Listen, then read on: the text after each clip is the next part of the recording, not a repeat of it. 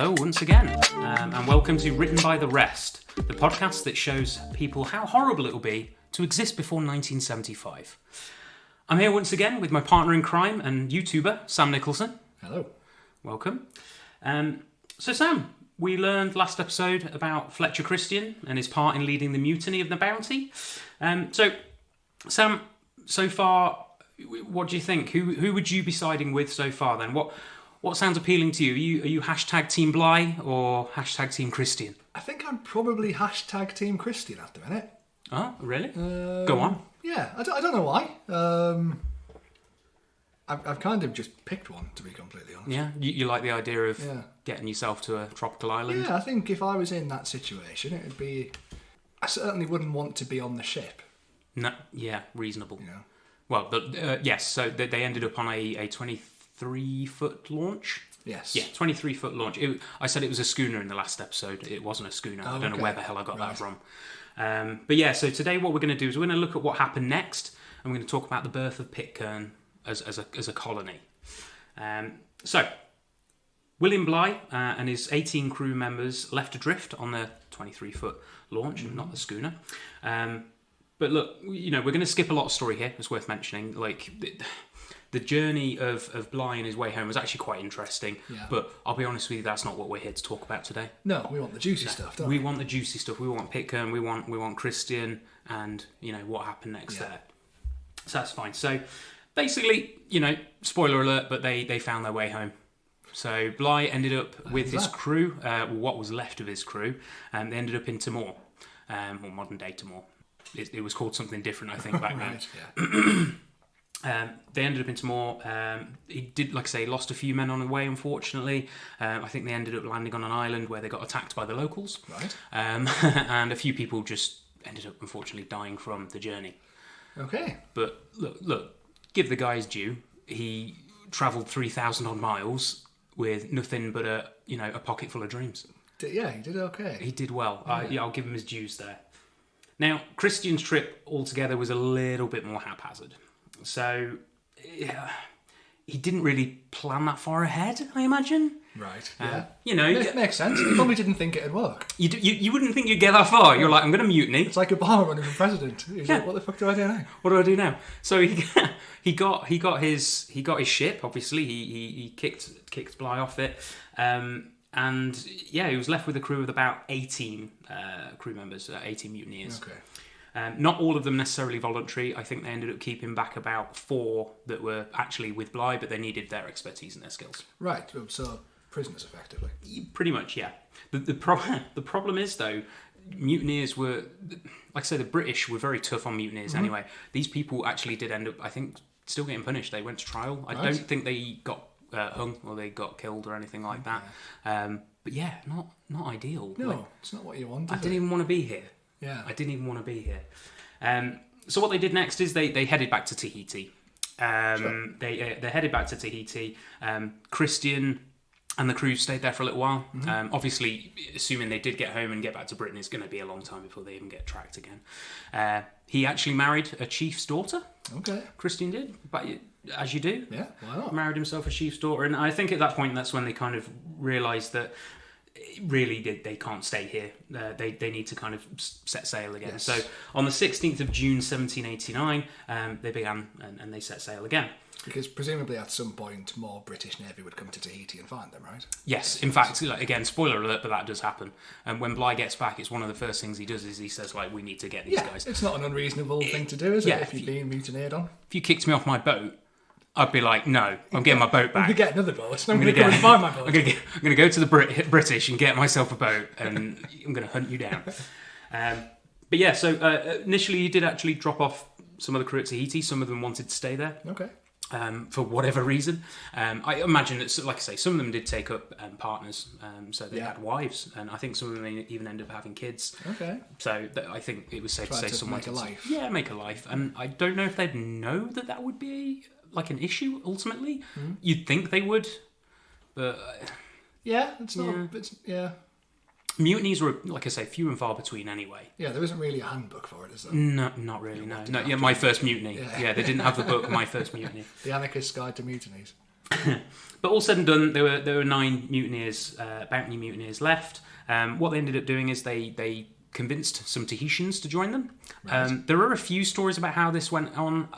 One of them... Are we talking convinced as in how we would convince somebody, or convinced as in how you would do it at that point? Yeah, lying, basically. Yeah. So I did hear something, and I don't have the source, so apologies, everyone, but there was some promise that they were going to go and visit Captain Cook. Okay, Captain Hook. That's a different story. That's a different story for a different day. They went they basically kind of waxed lyrical, saying, "Yeah, we're going to meet Captain Cook, and we're going to be doing X, Y, and Z." Right. I don't know the full story, but you get the idea. They there's a theory that they sold it on a lie, but then again, like I say, people were partnered up, so who knows? Yeah. So in total, there was 9 bounty mutineers, 6 Tahitian men, and 11 Tahitian women. They headed east. Now, Christian, like I say, was stuck between a bit of a rock and a hard place here. He can't go back home. Mm-hmm. He can't stay on Tahiti. If he was caught, he'd be tried and likely sentenced to death for mutiny. It was a capital offence. So exactly, where you go from here is a bit of a... So they start looking for a new home. Christian was looking through Bligh's library and found a reference to Pitcairn Island, but it was incorrectly charted. So Pitcairn at this point had been discovered, right? But it hadn't been appropriately charted. So this is kind of a thing of the time. What would happen is you would see an island or a new continent or whatever it might be, and you'd say like Land Hoy or something, and they would chart it from a distance. Now, obviously, because of the time, because of the fact that people were probably lazy or not very good at the jobs, or for whatever other reason, islands would go missing. So Pitcairn was one of those islands. It wasn't. So we knew it was sort of over there somewhere. It's in the ocean. It's in the ocean between Tahiti and Great Britain. Yeah, it's in the Pacific, somewhere in the ether. We'll go and find it. So this is one of the things they thought, right, this is perfect. Yeah. And you would think, this will be something they'll quite easily find. Unfortunately, they didn't. It took about 2 months for them to find Pitcairn before they even sighted it. So on paper, they found the perfect settlement. It was far out. It's over 3,000 miles away from New Zealand alone. Okay. It's really far away. And basically, due to the fact that it's got a rocky coastline, it's got cliffs, it's essentially a natural fortress. Yeah. So on paper, this is a perfect place. Good place to haul up, isn't it? Yeah, exactly. And also, there's no locals, so no vicious tribes, no people to have to fight and kill to maintain and hold this place. It was empty. I won't go into the history of Pitcairn pre-European settlement, but there was some Polynesian kind of settlements, probably a few hundred years ago. I think that there's evidence of it. But they'd left by this point. They'd left for whatever reason, resources, hunger, death, whatever it might be. They weren't there anymore. Basically a little history of Pitcairn before that was not much. Right. It was just some settlers. So Sam, a mixed race community in the 18th century, everything's going to be fine, right? I mean, I'm assuming not. Otherwise, you probably wouldn't be sat here talking about it. No. That would be a very short podcast. What are we in 8 minutes? And everybody lived there happily ever after. Everyone lived there happily ever after. There's nothing else to report. Thank you very much for joining us today. No, again, I know bits and bobs, and I should say when I said I was Team Christian earlier, I was trying to do that based on the information that I had. Yeah. Based on the podcast at that point, just to clarify. Absolutely. Yeah. So that makes sense. So what they did is they landed, or did the best version of landing, because of the way Pitcairn's set up. There's a lot of rocky outcrops. You can't just rock up a boat and get out. You kind of have to take smaller boats. So they landed, and the first thing they did was they divided up farming land plots. So there was some quite good soil for farming, and they ended up. So just take a step back. There was 9 mutineers. Okay, guess how many plots were divvied out? 9? Ding, ding, ding. Yes, there were 9 plots. I don't know why I say it so quizzically.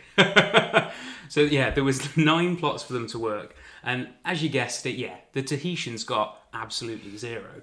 Yeah. Essentially, they were expected to serve. Yeah, I presumed as much. Yeah. They were expected to serve. They were treated, as you can imagine, quite poorly, as you if you're being expected to serve, you're being treated as a lower caste, essentially. Yeah. So, can we begin to see what might be happening here, Sam? We're thousands of miles away from civilization, or any form of modern civilization. Yeah. We're competing for somewhat limited and unfairly split resources, where literally nobody's watching you. Let's not forget that racial tension. Yeah. What do you think is going to happen next? I mean, it's not a recipe for a rom-com, is it? It's no. This isn't going to be Love It's Actually. going to be quite dark, I'd imagine. I mean, Love Actually has its dark moments, but yeah, we'll make a podcast about that another time. We're coming up to Christmas. Yeah, we'll do the dark history of Love Actually. So I'm expecting, as you said, lots of tension, fisticuffs. You're being quite conservative. I there. am being quite. They started killing each other, Sam. Of course they did. They started killing each other, and we all thought it was going to be, fun amongst traitors. Now, there's plenty of story here, but I want to kind of set a scene. They go ahead and start killing each other. Yeah. There's a variety of different ways this goes on, and this goes on for years, and essentially up to probably about a decade. So they ended up discovering ways to make alcohol. So you can imagine that's adding to that recipe. That yeah. Oh God, no. In fact, I think a few people ended up killing themselves. They fought over women. So what happened, because there was so many more Tahitian women versus Tahitian men, the mutineers took up wives, and essentially, and I'm quoting from what I've read here, the rest went to the Tahitian men. So essentially, there was 6 Tahitian men, I think, to about 3 Tahitian women. So I bet there was lots of fun for those Tahitian women. Yeah, no. So, but essentially after this decade or so of back and forth killings, there's pretty much only one guy left by 1800, and it's a chap called Adams. Basically, all of the 15 men by 1800, John Adams was the only man left. He was an able seaman. Right. He was the only guy left kind of looking after things, and he ended up living till about 1829. Okay. So he died quite old. I think he lived into his late 50s, early 60s, which for 18th century is pretty darn good. Yeah, and to live on an island where people are continually murdering each other. Yeah. He's done pretty well to live out there, hasn't he? Yeah, it's not bad. To say you're on a tropical island in the arse end of, at the moment, the world, and to some extent still now, you've done well. The problem is with the history at this point is it's hard to pin down, because obviously they were in the middle of nowhere. Yeah. They didn't really record much history. Adams was known to tell stories to passing ships, so they obviously had visitors from time to time. Yeah. They were never found, as you can imagine, at this point. John Adams was the one kind of spreading the stories, and they're all very different. So one story has Christian, our protagonist in this. He was apparently killed by a Tahitian man while he was working his land. Right. But then there's other stories that he killed himself. Then there's other stories. There was one conspiracy theory I read somewhere that he actually made it back to England. Right, okay. He somehow got onto some sort of whaling ship and he headed back to England and he was as you do. Well, to be fair, like, not completely believable, you know. There was no passport at that point, was there? No. But his burial site was never found. Like I say, there's been a few theories, but I'm not going to get into that. So Adams took up the mantle of leader of the island. With Christian long dead, he ended up converting to Christianity. Right. So after all this killing for a decade settled down, Adams basically got the Bible. So what was he before? Just nothing.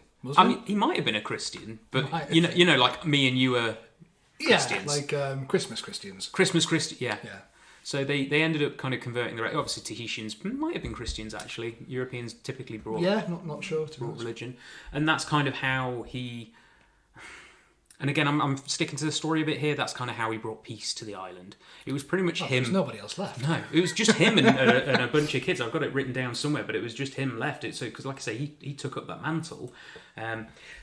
So he taught everyone to read. So everyone's dead, and this guy claims that he's brought peace to the island through Christianity. Pretty much, yeah. That's just how it always works. And again, everyone lived happily ever after. So at this point, we've got 24 children on the island, and Adams, and probably some women that were left as well, Tahitian women, I suspect. Mm-hmm. So this is also the point that the island starts to take on some myth and some legend. Yeah. So I'm going to go through a brief timeline in a moment, but there's not really many kind of ships passing by. They get obviously whalers, they get people who are just literally in the neighbourhood, as it were, and they trade and they get bits and bobs given to them. And this is where they start building up that story, and it's mystery, and it's like the Wild West, which ironically is going on at roughly the same sort of time, the early 19th century. People start to think this is a pretty cool story, and actually there's one thing I read up that Queen Victoria sent them essentially a care package.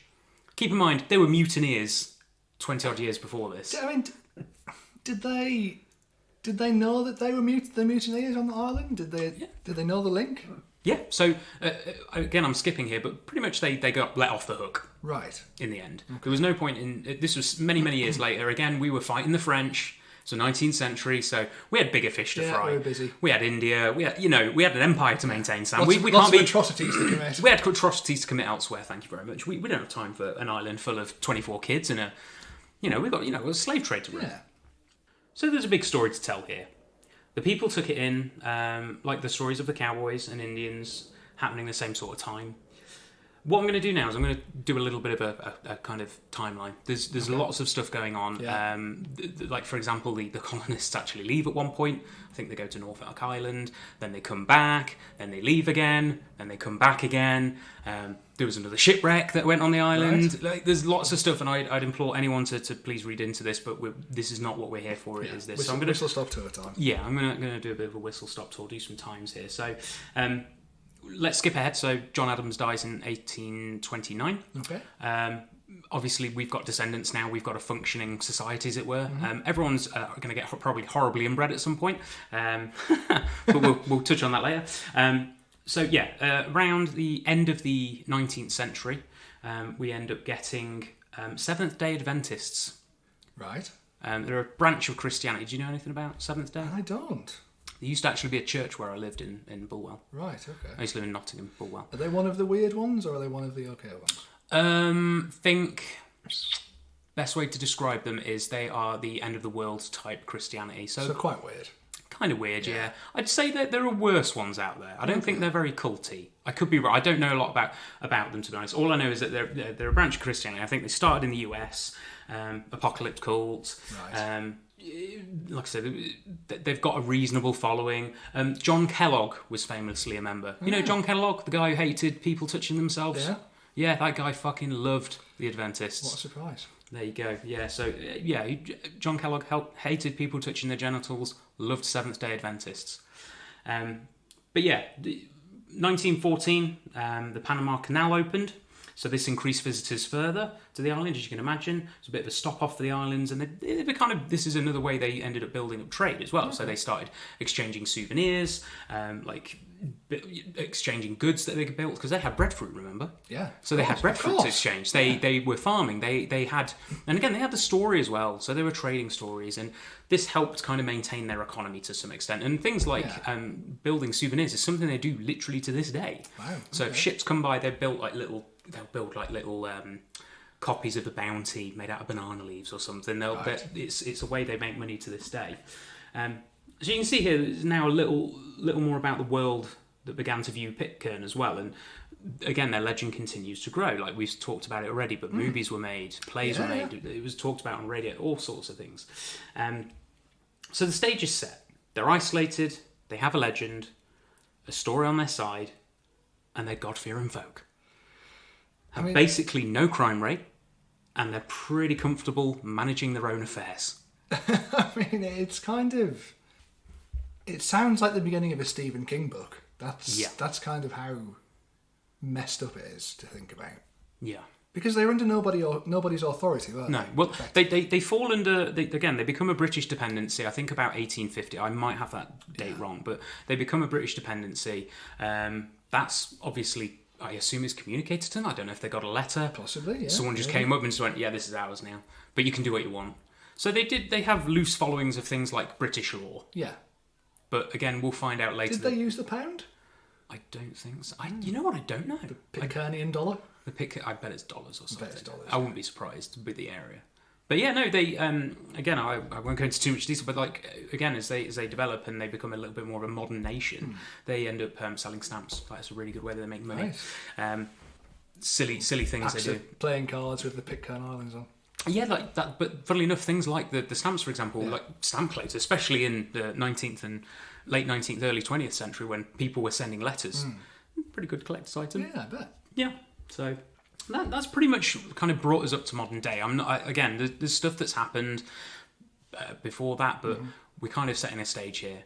So what we're going to talk about on the next episode is the modern day.